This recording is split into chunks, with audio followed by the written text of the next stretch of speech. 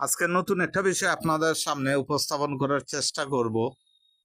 আপনারা যে দেখতে পাচ্ছেন এটা একটা ওয়ার্কশপ।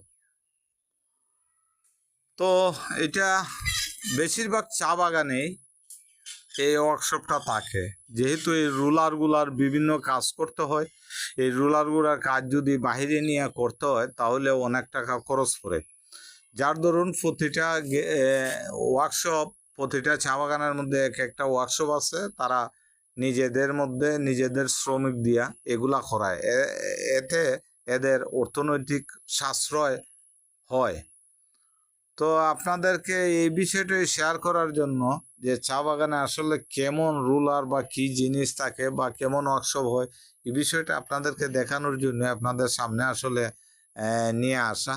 যে মেশিনপত্রগুলা কি ধরনের, এগুলো একটু দেখানোর জন্যই আমার এই প্রয়াস, ক্ষুদ্র প্রয়াস।